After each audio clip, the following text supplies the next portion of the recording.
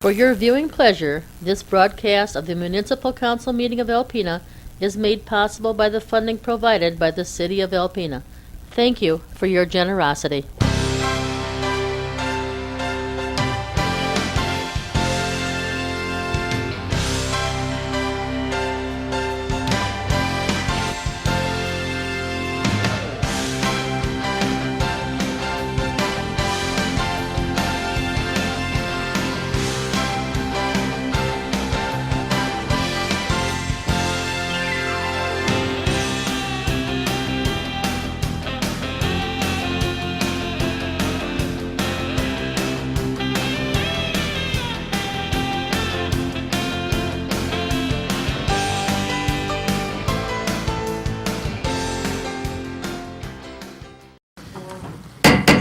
Good evening and welcome to the Alpena City Council meeting, April 2nd, 2018. Call the order, please. Hess. Here. Johnson. Here. Nielsen. Here. Nowak. Here. And Walagora. Here. Please rise for the pledge. I pledge allegiance to the flag of the United States of America and to the republic for which it stands, one nation, under God, indivisible, with liberty and justice for all. Okay, any modifications to the agenda this evening? I believe we are canceling or removing the closed session. Is that correct, Bill? Correct. Someone will. So moved. Second.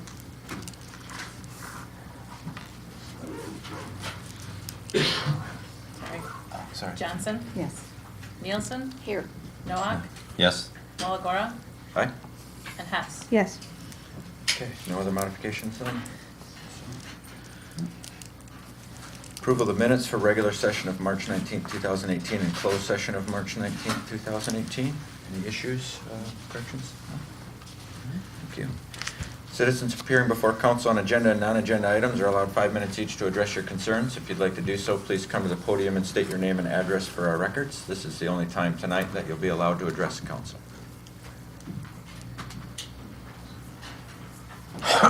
Excuse me.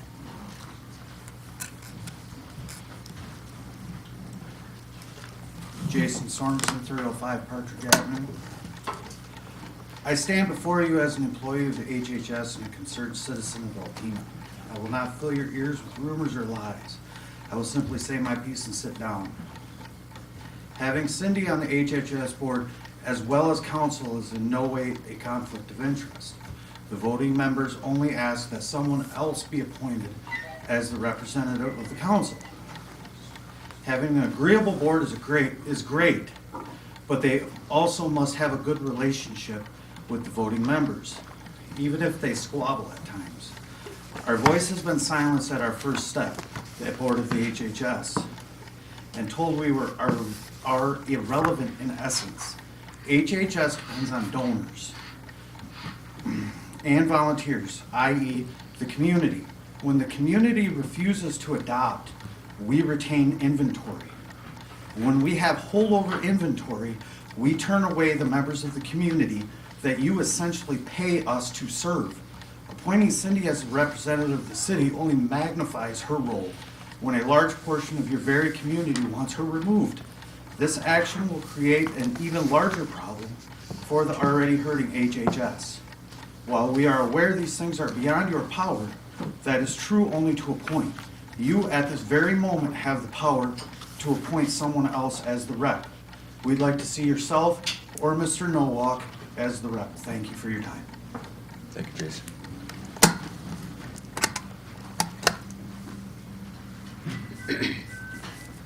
Anyone else?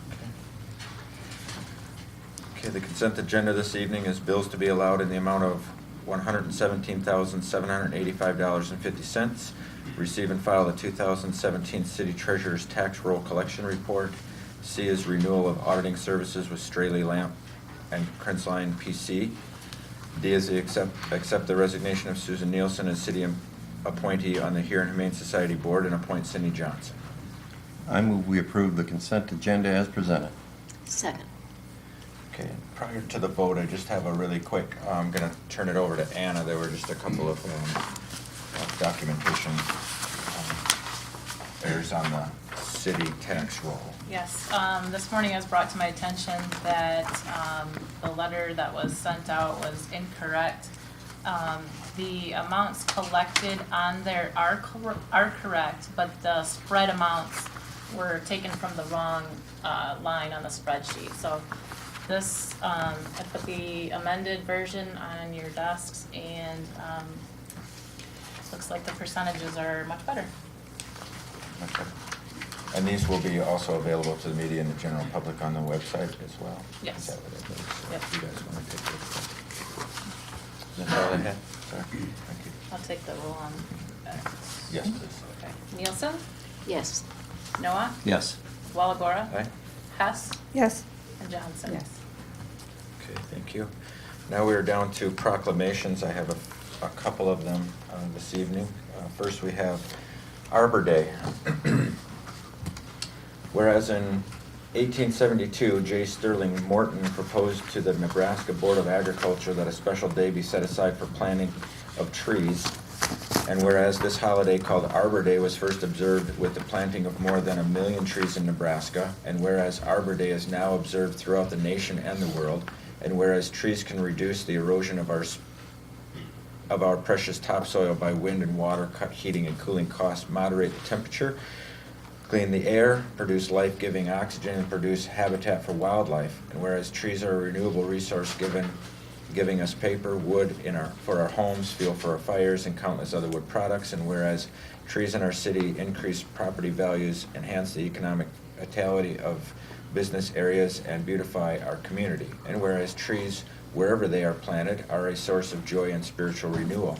Now therefore, I, Matthew J. Walagora, by the virtue of authority vested in me as the mayor of the city of Alpena, do hereby proclaim April 2nd, 2018 as Arbor Day in the city of Alpena. Encourage all area citizens to celebrate Arbor Day in our community and to support efforts to protect our trees. Further, I urge all citizens to plant trees to promote the well-being of this and future generations.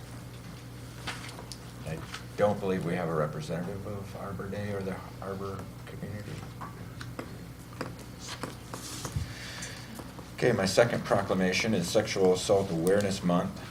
Whereas Sexual Assault Awareness Month calls attention to the fact that sexual violence is widespread and impacts every person in this community. And whereas rape, sexual assault, and sexual harassment harm our community, and statistics show 1 in 5 women and 1 in 67 men will be raped at some point in their lives. And whereas child sexual abuse prevention must be a priority to confront the reality that the American Journal of Preventive Medicine estimated in 2005 that 1 in 6 boys and 1 in 4 girls experience a sexual assault before the age of 18.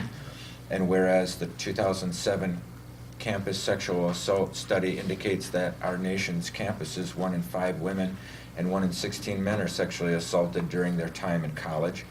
And whereas the theme of this year's Sexual Assault Awareness Month campaign is Embrace Your Voice, the campaign informs individuals on how they can use their words to stop sexual violence before it happens by promoting safety, respect, and equality. And whereas our words shape the world around us, whether you speak out against locker room talk or help someone better understand these issues, your voice is powerful.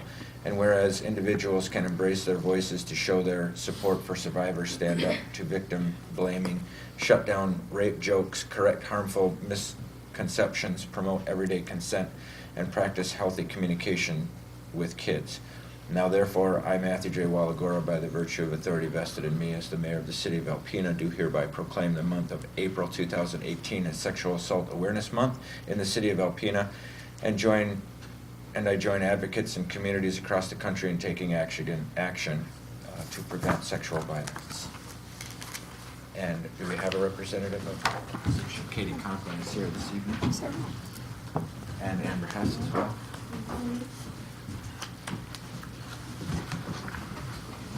Come on, I bet you take the new approach like Bill does. All right, our first will be Steve with us. Yeah, no, it's a good angle now.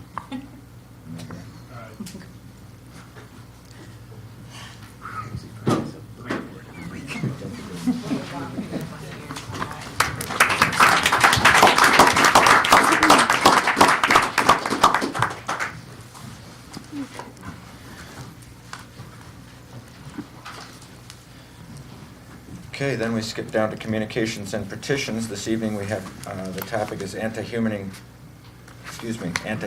trafficking campaign for Northeast Michigan presentation and proclamation. We have Brenda Roast.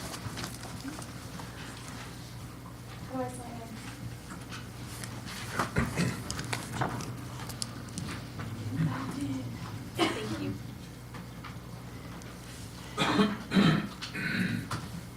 Awesome, thank you so much.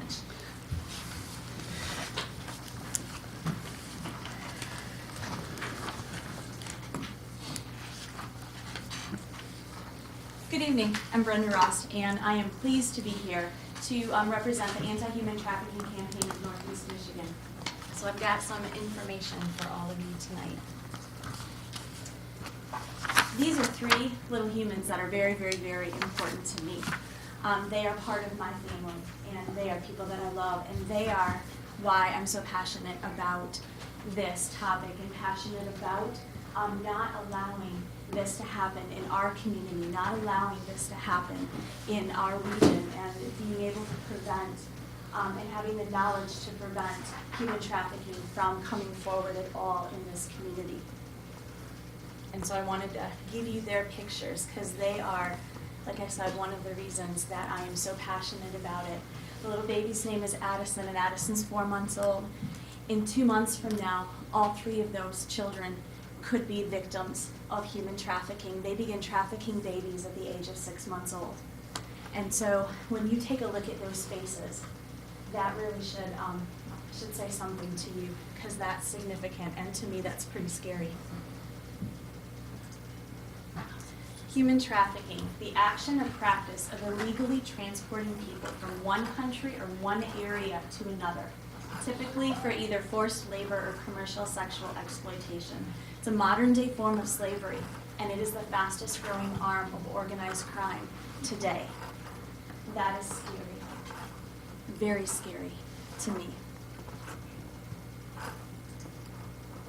So I wanted to give you just a few stats. So out of the 2017 Trafficking Persons Report from the U.S. Department of State, in 2016 there were 1,029 investigations. 241 of them were federal, and they were prosecuted. There were 439 traffickers prosecuted and convicted. These stats were a little scary to me. This is in Michigan. So in 2015 there were 151 human trafficking cases reported. You can see that it increased in 2016, and take a look at this past year. It's more than doubled in this past year. Out of those 305 that happened in 2017, 238 of them were sex trafficking. 34 were labor trafficking, 19 were both sex and labor trafficking. 99 of those 305 were minors under the age of 18. I'm a teacher at the junior high, and I'm going to tell you that there's fear and concern about this happening in Alpena. One of the students that I have worked with this past year, their parents have informed us that they would like us to walk that student, if they stay after school, to walk that student out and make sure that they get into their parents' cars, because that student has been communicating with someone online, and their parents are very concerned that they would get into the vehicle of that person they've been communicating with online and disappear forever. And so this is happening here. This isn't just something that's happening in large cities like Detroit and Grand Rapids. It absolutely is happening there as well. But I want to make sure that you understand that this is not a big city event anymore. This is right here in our area, and it's something that we have to be concerned, and we have to take steps forward starting right now to begin to prevent this and protect our children. We've got to, no question about it. So we've been fortunate enough. We had some people from War International about a year and a half ago that came to our church and spoke at our church about human trafficking, and we've connected with them. Women at Risk International, it's a Michigan base. They're based out of the Grand Rapids area. It's a nonprofit organization established to create circles of protection around at-risk women and children, and to empower survivors to live and work with dignity and hope. They also have a passion to train people in communities to know the signs of trafficking within your sphere of influence and how you need to respond to those signs of trafficking. And that's what I'm here to talk with you about today, because we have an opportunity in Alpena 2 weeks from now to get that training and be able to move forward in that, in knowing in our sphere of influence how we recognize people maybe who are being trafficked in this area and how we respond to that. This is from Ashley Simpson. She sent this to one of our organizers this morning. So I'll just read it to you. In order for the Michigan State Police and other law enforcement to prevent human trafficking from taking place in our community, we need the public to be involved and informed. We cannot be everywhere at all times. So by learning the warning signs and some of the indicators of human trafficking, the public can help minimize the chances of potential human trafficking situations in our area. So incredibly important for all of you and for me. So let me tell you about the events that we have coming up.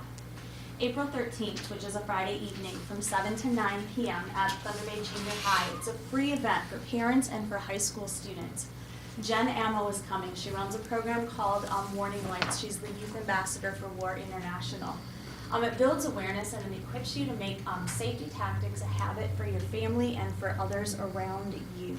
I have a short, like 3-minute video that I want you to watch from Jen about what she's seen, and then I'm going to talk to you a little bit more about what I've seen at the junior high that really, really concerns me. Trafficking existed, but being a missionary with War International, I've personally seen what this extremely abusive and hidden industry can do to people.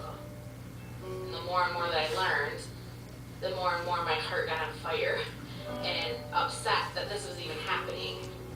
And so that's where I just felt like it was my choice and my turn to step up.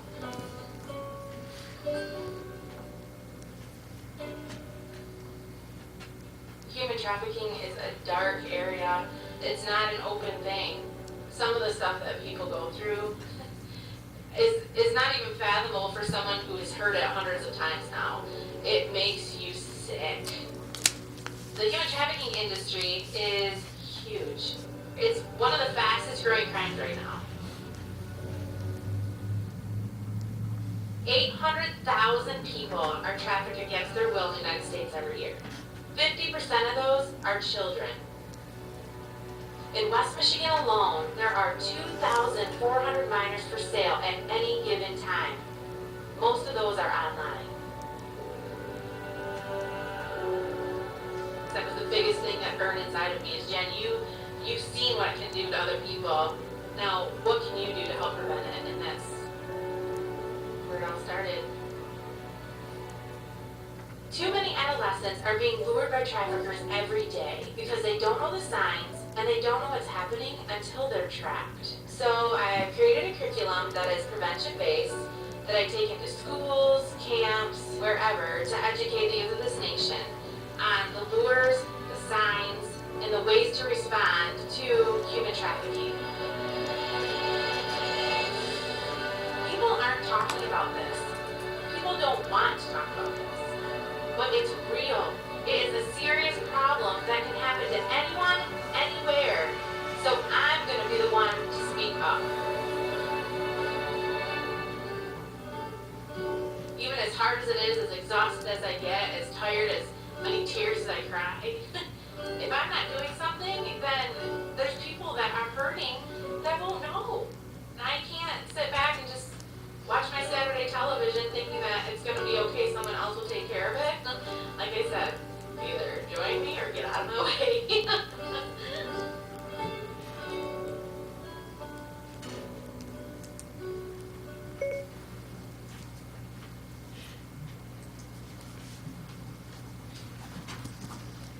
So one of the things that Jen is going to talk about when she comes on Friday, April 13th, to parents and to students is going to be virtual relationships.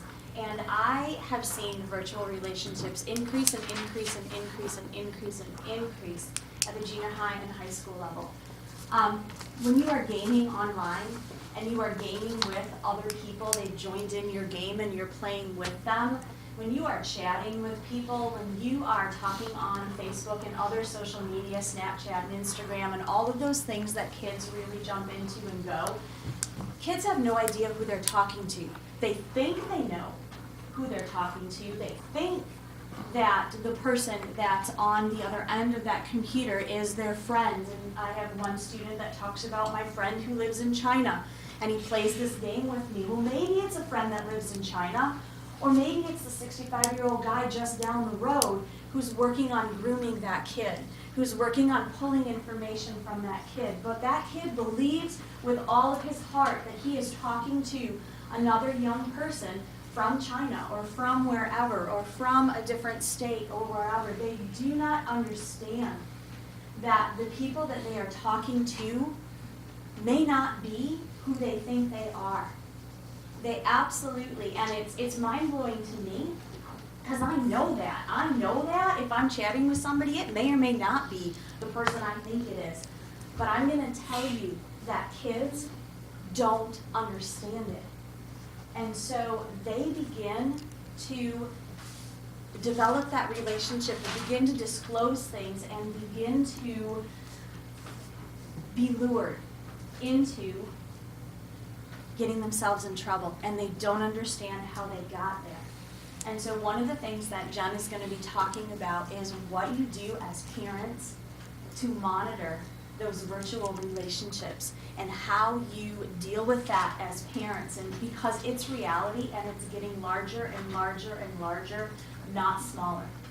So it's going to be a really important, really good program. So if you know parents, if you are parents or grandparents or aunts and uncles, I'm an aunt to people in Florida, but I'm still going to be there because I need to know so that when I go to Florida, I can begin to give this information to the people that I love so that my niece and nephew are safe.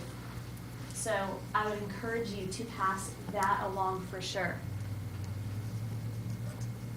There's also a professional training. Becky McDonald is the founder of War International, and she's going to be doing a professional training for medical professionals, mental health, substance use disorder treatment therapists, case managers, other people in healthcare and social service settings. A lot of those people and many, many, many others in the professional community now have anti-human trafficking training as a part of their requirements for continued certification and things like that. So we've been able to get permission from whoever, our social work piece has been working on that, to offer some CEUs to the medical professionals and some of those kinds of things.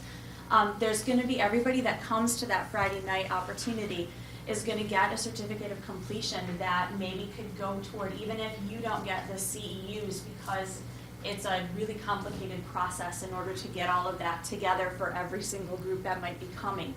But if you are able to get that certificate, you might be able to put that toward some of the professional requirements that you have as well. So just know that that's an available option as well. And then Saturday, April 14th from 9 to 4:30 at New Life Christian Church, Becky McDonald is going to be speaking along with other people within the War International team. There's going to be a survivor of sex trafficking there that will be speaking to us as well. The cost is $30. It includes lunch. It's going to equip you to recognize the signs of trafficking, again, within your scope of influence. We all have scopes of influence. There are a lot of you here that I've never seen before. You are not in my scope of influence at all. But you have your own scopes of influence, and being able to recognize the signs of trafficking within that scope and know how to respond to anything that could be sexual trafficking is going to be huge. And so when you look at, there's probably 25 or 30 of us in this room, and so 30 different scopes of influence. How far out could that go within our community to prevent something like this from happening? It's, again, huge. I have one more video clip for you.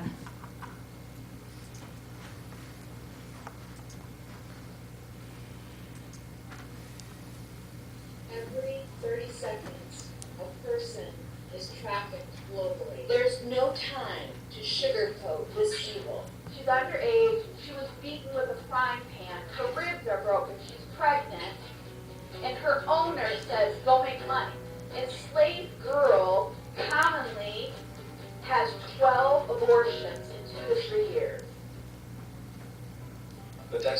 third world countries, right? What I discovered in this land of the free is that we traffic our babies. The face of trafficking in America, the newest change in trend in trafficking in America is 15, 16-year-old girls recruiting 9 and 10-year-old girls. 300,000 minors a year are for sale in the United States of America. 3,500 in New York. More children are for sale in New York than all women who die of breast cancer in a year of every age.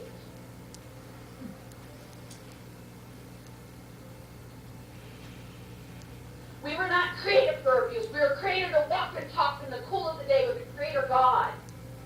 You are the body of Christ. You have hope. You have unconditional love. You have the resources of the God that owns the cattle on 1,000 hills.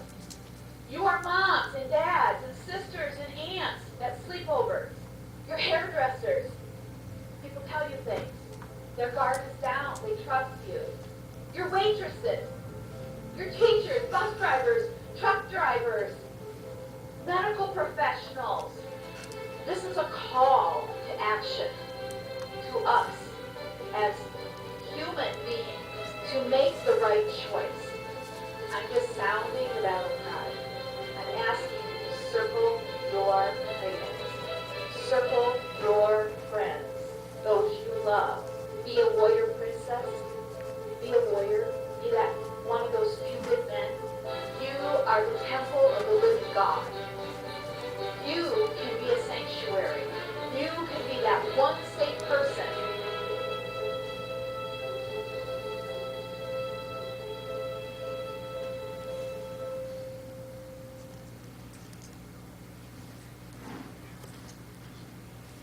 So again, the civilian first responder training is April 14th, then from 9 until 4:30. And I want to leave you with these images again.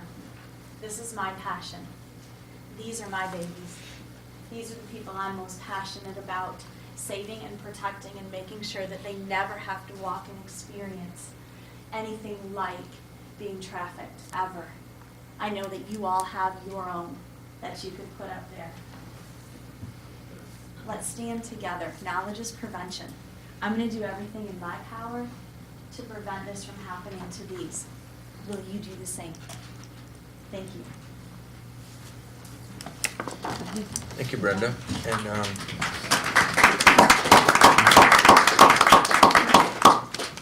I have, to follow up on Brenda's presentation, I have a proclamation for that cause as well.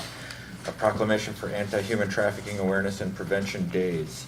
Whereas the statistics of human trafficking are alarming, human trafficking is a form of modern-day slavery, and according to the National Human Trafficking Resource Center, approximately 800,000 people are lured into human trafficking in America every year. And whereas the number of victims being forced into human trafficking industry is growing rapidly as one of the fastest-growing organized crimes today, making it a billion-dollar industry. And whereas our own state of Michigan is not exempt from this crime, and residents of Alpena must be made aware of and be able to recognize the signs, how to respond, and how to protect their family and community from traffickers. And whereas the anti-human trafficking campaign for Northeast Michigan is taking place on the dates of April 13th and 14th. And whereas Women at Risk International, based out of Grand Rapids, Michigan, is presenting 3 seminars in Alpena. On Friday, April 13th from 7 to 9 p.m. There will be 2 seminars running concurrently, an informative and free seminar for parents and high school students at Thunder Bay Junior High School called Warning Lights, Personal Safety and Human Trafficking Awareness, a preventative approach to protecting our children and others around you, an anti-human trafficking training for medical professionals to be held at the New Life Christian Fellowship, 317 South Ripley Boulevard, Alpena. Physicians, physician assistants, nurses, nurse practitioners, social workers, and addiction professionals will be able to gain valuable required CEU credits. The cost there is $30. On Saturday, April 14th, the 3rd seminar, Civilian First Responder, or CFR, training will take place at that same New Life Christian Fellowship from 9 until 4:30, 9 a.m. until 4:30. This is an in-depth seminar aimed at all civilians and covers signs of trafficking, Homeland Security guidelines, and real-life story from trafficking survivors. The cost is $30 and includes the lunch and all materials. Now therefore, I, Matthew J. Walagora, by the virtue of authority vested in me as the mayor of the city of Alpena, do hereby proclaim April 13th and 14th in 2018 as Anti-Human Trafficking Awareness and Prevention Days in the city of Alpena, and encourage residents to participate in the events listed above and be aware of the signs of human trafficking.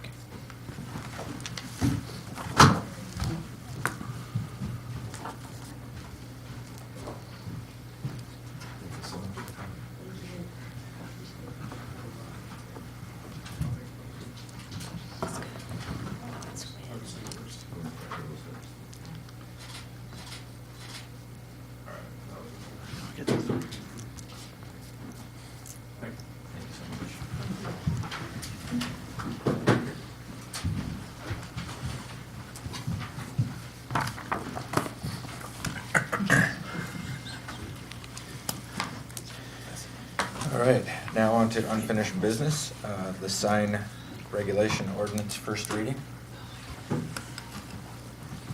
Bill?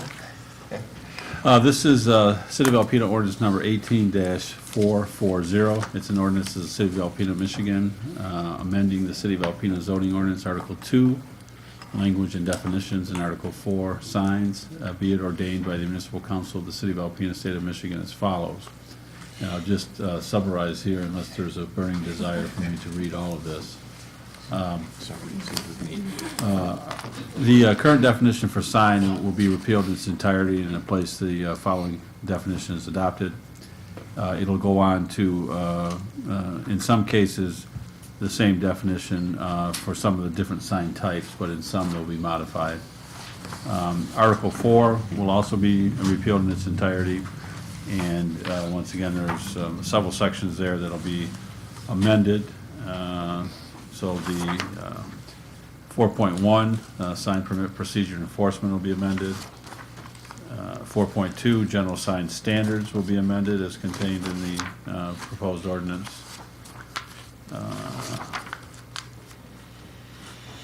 4.3, there are regulations by zoning districts, specifically 4.3 deals with residential districts, that will be amended. 4.4 will amend regulations by zoning districts in the parking district. Section 4.5 would be the office, business, and industrial districts.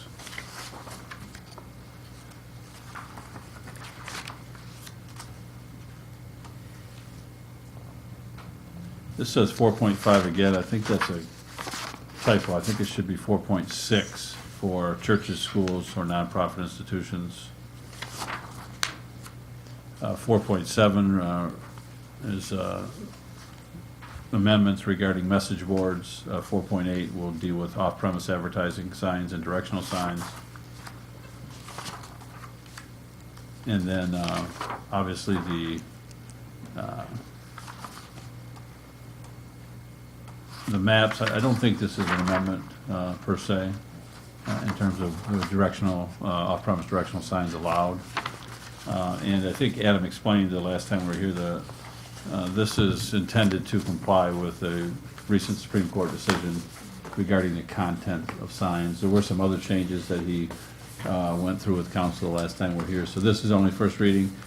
If council is comfortable with this, I'll make the one change that I just noted in terms of the wrong number in the one section. If there are other changes that council requests, then we would put those in and then bring them back for formal approval at the second reading. Anyone have any questions? Or did you put? How did you? I didn't read this. Okay. How did you, knowing that this was the first reading, but how did you end up wording the sign sizes that Greg was addressed at our last meeting? Do you know right off whether? Those are consistent with what Adam presented the last time. No, Greg presented from his perspective, just as a citizen, his objection, but it's still as anticipated, or at least I shouldn't say as anticipated, but it's still as Adam initially reported. Okay. Now, just to save some time, I guess, because if we go back, if we allow it to stay the same as it is right now, as read, and Bill brings it for second reading at the next meeting, and then we discuss it, and we want to keep the signs size in a residential area for a business in a home, the way that it is currently in the ordinance, then it's basically, we're gonna be sending you back and we would approve it at a third meeting. Correct. So, I mean, do we wanna save some time? I don't know. I guess I got the feeling that a couple of us kind of agreed with Greg to just leave the signs at the square footage that they currently are, rather than changing them when we really, and leave it at a waiver. Because someone could still waiver that, like, let's say someone's in a residential neighborhood but doesn't have a neighbor for, a half a block, and nobody really cares whether their sign is bigger. Mayor, you'd have to get a zoning variance, would be the only way. It would be They'd have so. to pay and come to a meeting And to it- change the size of the sign. I understand. Okay, and so, but it's possible, so if it stays, because I would just as soon do it that way, rather than just open it up to a larger sign anywhere. I agree.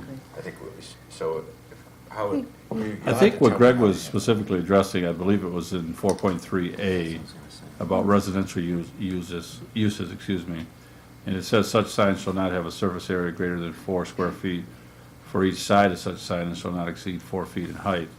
If a home occupation is present on the lot, one sign that shall not exceed 8 square feet will be allowed. Right, and So, it's, and Don could probably speak to that as to what, If you wanted it left at 4 for those signs also. that sign that states in there that can be 8 square feet, Currently, Greg it's had suggested- 2 by 2, which is 4, and there hadn't really been many requests for larger signs than that, and so why change it It was didn't- kind of the thought. It didn't seem like a necessity to change it. So, I think, do you need this is just discussion, do you need a vote? it's just, on I that? would just need direction from council that you would prefer it to be rather than 8 square feet will be allowed, it would say 4 square feet will be allowed. Why doesn't somebody make that motion? and So move? moved. Second. Anybody notice anything else that we can take care of? That was the- Okay. When you're ready.